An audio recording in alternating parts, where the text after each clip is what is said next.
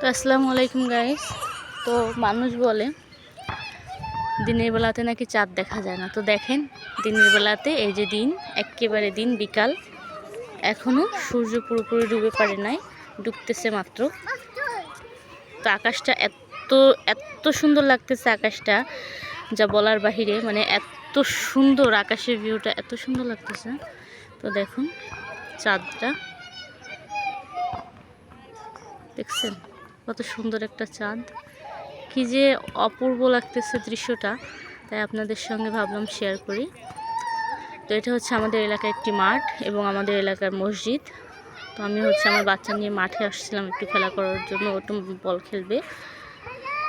তো আর এই আকাশের এই সুন্দর ভিউটা দেখে আর থেমে থাকতে পারলাম না, তাই আপনাদের সঙ্গে শেয়ার করতেছি এই ভিডিওটা।